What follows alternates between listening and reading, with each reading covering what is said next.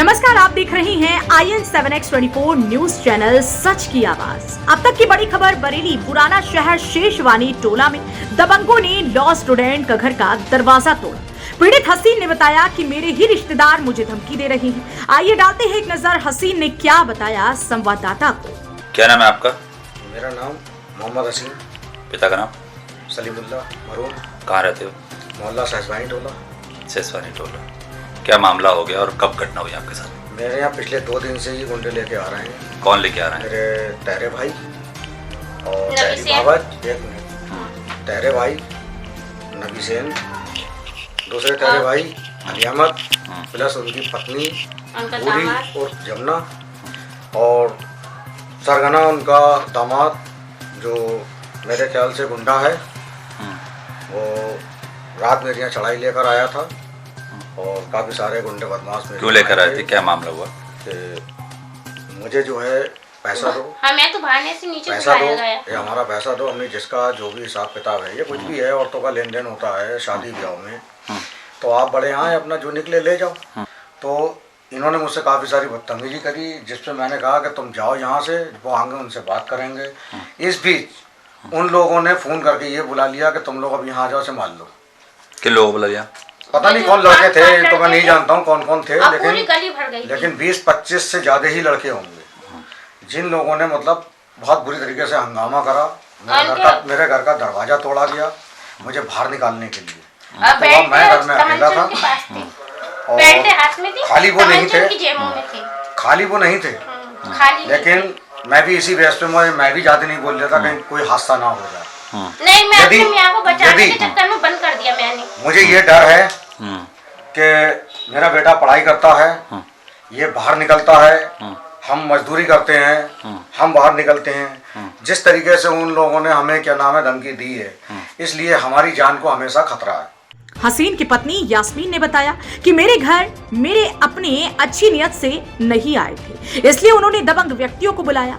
क्या बताया यास्मीन ने? इनको कोई बात नहीं थी, सिर्फ इनको लड़ना था, और ये इनके दिल का राज इनको खुद पता होगा क्यों लड़ना था। अभी बता रहे थे आप पैसे के मामले को लेकर। सिर्फ लड़ने के लिए इन्होंने मुझे ये कह के बुलाया था कि यहाँ नीचे आओ और हमारा न्योता दो।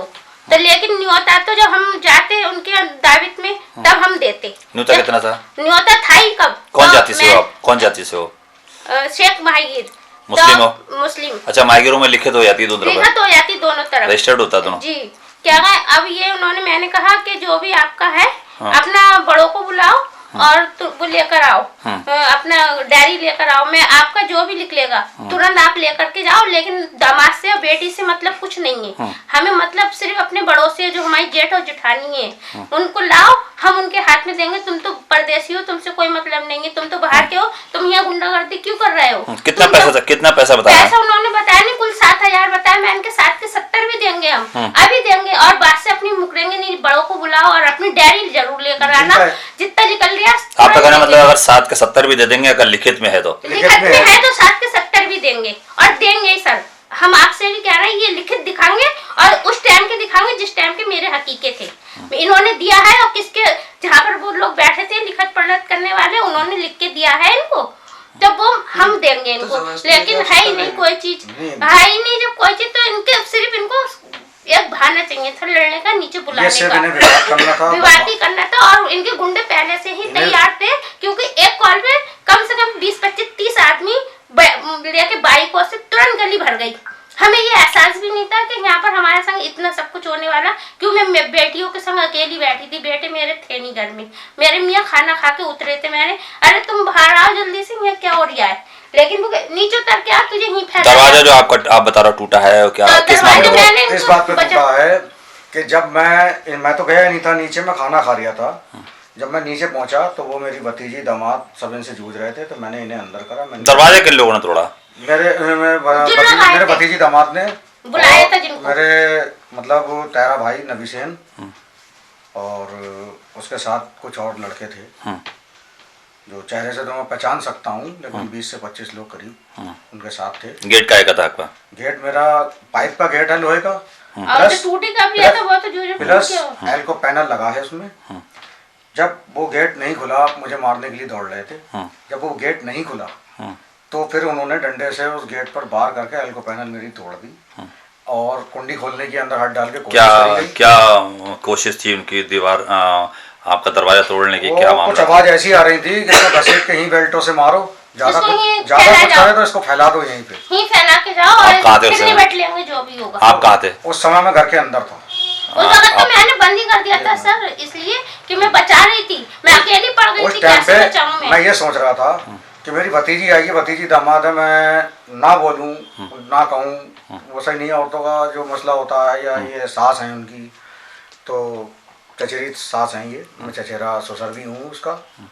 और वो मुझसे जो बोल रहा था कि तू बाहर को आ निकल के ये कर वो कर, तो मैंने कहा मैं तुम्हारे मुंह लगना नहीं चाह रही हूँ, तुम अपने घर के हो, तुम इस विवाद में क्यों पड़ रहे हो? जिनका हमारा लेन देन है, हमारे भाई का है, तहरी बाबज का है, वो लोग आए, उनका अगर कुछ निकल लिया है तो डेयरी के हिसाब से वो अपना ले जाएं।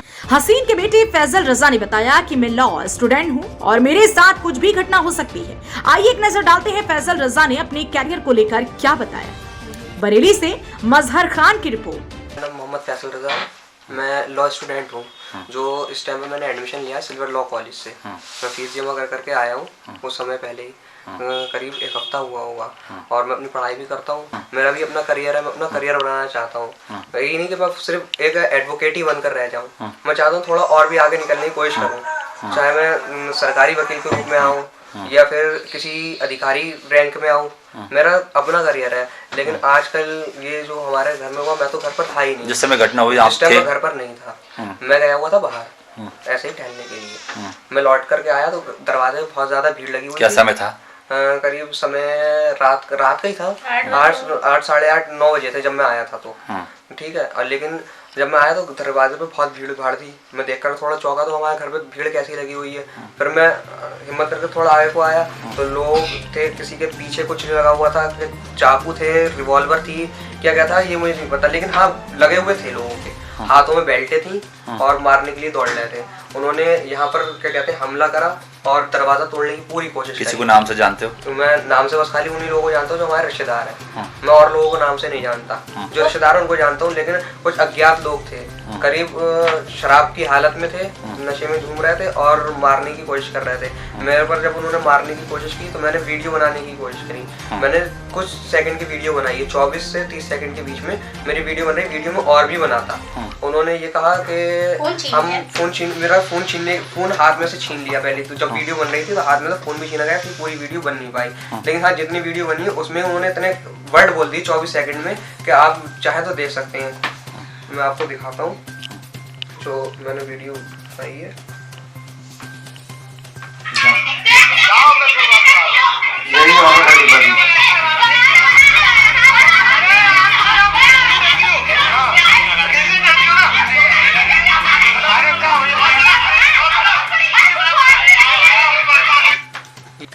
और हम तुम्हें यहाँ ठौर कर जाएंगे, दरवाजा तोड़ देना, ये कोई बहुत। और हमारे गली में आकर के जो दरवाजा तोड़ सकता है वो कुछ भी कर सकता है। जो मोहल्ले में कोई सी भी मोहल्ले से कोई आता है व्यक्ति, तो वो सोचता है कि गैर मोहल्ले में जाकर के हम कर रहे हैं हमला तो वो डरेगा, लेकिन वो बिना निडर थे बिल्कुल। और कह रहे झूठा केस, तो झूठा केस मैं चाहता हूँ अगर वो झूठा केस अगर कर भी है तो सीआरपीसी के 182 सीआरपीसी के तहत आप उसकी जांच कीजिए, पुलिस उसकी इन्वेस्टिगेशन करे। इंडियन एविडेंस एक्ट है, आप एविडेंस निकालिए, जितना भी एविडेंस है। हम जो घटना हुई है स्टार्टिंग से लेकर एंड तक पूरा एविडेंस देने को तैयार है। लेकिन इसके लिए मैं चाहता हूँ कानूनी कार्रवाई खूब सही तरीके से स्ट्रिक्ट करके ली जाए। अगर गलती हमारी है तो हमारे पर एक्शन लिया जाए, उसकी पूरी इन्वेस्टिगेशन की जाए। मैं इतना चाहता हूँ बस, और कुछ नहीं।